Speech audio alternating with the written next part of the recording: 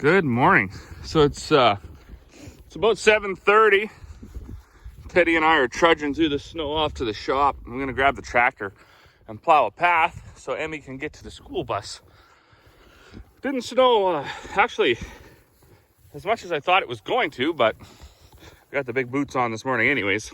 So again, it's not that cold. It's only about -8, but I'm a super smart guy, so I put the tractor in the shop last night, so it will be ready to plow. All right, so I was out this morning already, like 7, tried to plow some spots for the bus. Did kind of a terrible job, but one frustrating thing, so if it doesn't get really cold before it snows, the ground doesn't freeze. So over there, the ground is actually quite soft, even though it's under actually quite a bit of snow. And when you're going along with the blade in float position, you just dig up the lawn right away or whatever. So I made a path in the front of the trailer here. That's the way Emmy likes to go out to the bus. That I just backbladed for her. And then a couple swipes where we park the cars. The rest of this I'm not going to do. I'm going to do out here now and then get rid of these rows. And then I'm not sure if I'm going to get back to grinding grain today. I got to go over and sweep all that stuff off if I do. And I probably should, but I don't know. I guess we'll see where we get to. I didn't look at the weather.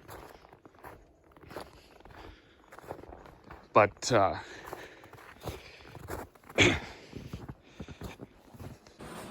I just checked the weather, and yeah, it's supposed to be -8, -10 all day today, and then about 0 degrees tomorrow. So I think what I'll do, I'll just get plowing the snow here, and then I'll get everything dug out, swept off, plugged in, and we'll see. I might get a couple bags ground up this afternoon, but most likely I'll just wait till tomorrow. 0 degrees is funner than -10. Okay, so I got a couple passes made, and then I was surveying the situation, and yeah, it's going to be much more sensible to. Although I got lots of bags to make, I always got lots of bags to make. It'll be much more sensible to get that stuff cleaned out of there. There's one thing on the hammer mill I want to fix anyways. So what I'm going to do, I'm going to get that little 430 case plugged in. And this is how many totes we got too. Like, look at all those totes. We're rich in totes. That's all for to store the molasses on the farm here, so we could have a little bit more storage. But yeah, okay, I'm gonna get that little 430 case plugged in. I put one of those recirculating block heaters on there, and actually Dad bought it. It was like the biggest one they had at the store, or like wherever he got it, the hardware place or whatever. And I was like, wow, Dad, that's big. And this is like a tiny little engine. But the cool thing about it is because it is so big and it gets so hot and recirculates so fast, it works instantly. So I want to point out a couple things here. This is how much snow we got. So it's just nuts. I got to get this all cleaned off and moved out of here. And there's a crack down here. This is all grain dust that comes out of the fan when I engage the hammers, and I did find a crack, so that's what I'm going to do today instead of making the feed. So this block heater is already, or recirculating heater is already doing its thing. The snow is peeling away. So yeah, this tiny little engine, by the time it recirculates around a few times, it's hot. And as long as the battery isn't dead, the battery was dead yesterday, it should start. I also got to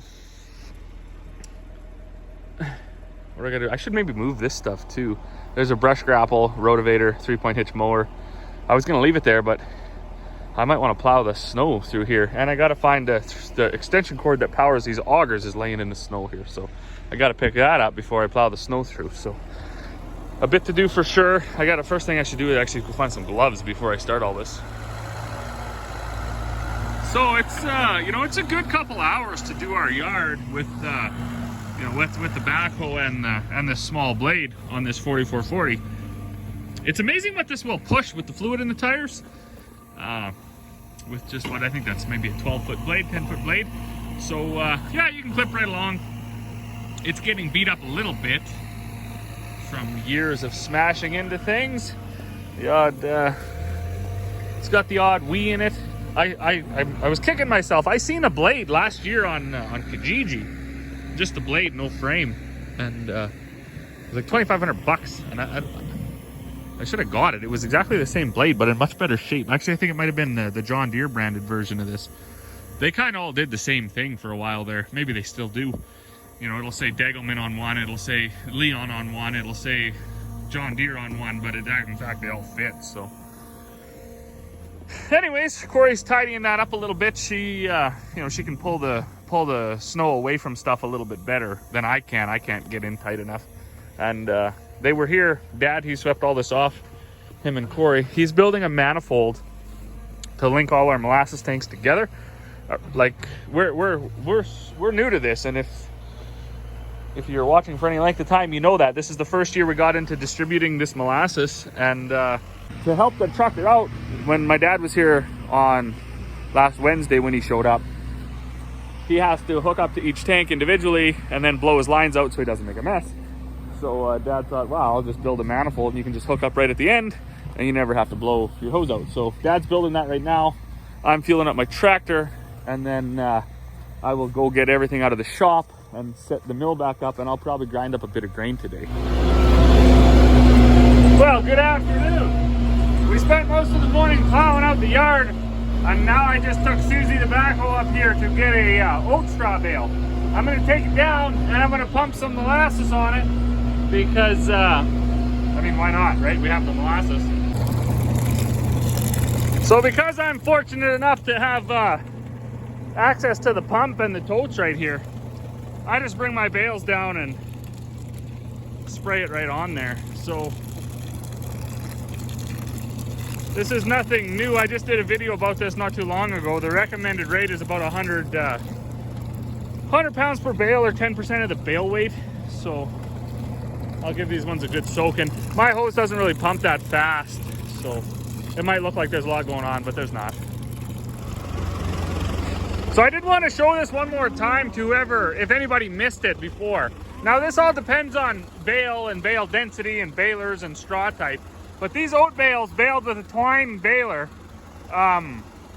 within 5-10 minutes, the molasses is already running out the bottom.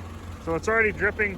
Now, of course, it doesn't go through the core first. It's where it's a little thinner, but it's already running through. So the need to inject bales may or may not be as important as a guy thinks. What you want to do if you're going to try this is grab yourself a bale, grab yourself a couple pails, dump it on, lift it up, and just wait 5-10 minutes, see what happens.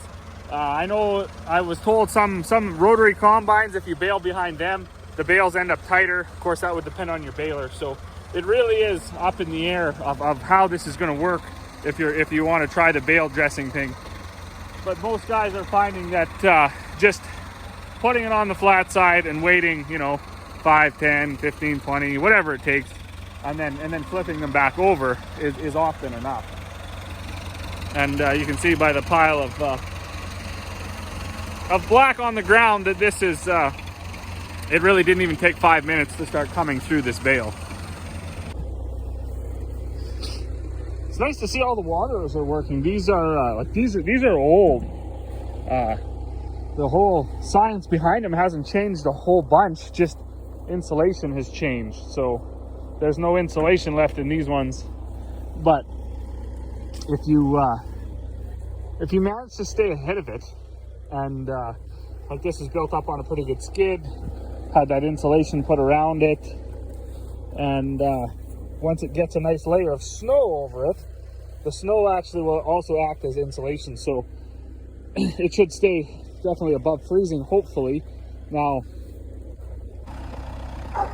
once we get down to minus, 30 and 40, that's what really separates the the good from the bad, the wheat from the chaff. So these things will need quite a bit more tending to, as opposed to, say, just a new water on the proper pad with the proper insulation and stuff. But as I've always maintained, we're actually not really livestock people, so if we can keep, what is there, 1 out of 5 waterers going, which shouldn't be a problem because some of them we did a pretty good job on, it shouldn't be that big of an issue.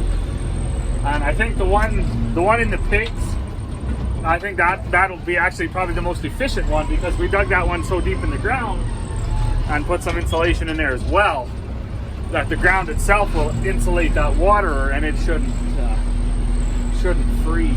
So that and the fact we don't,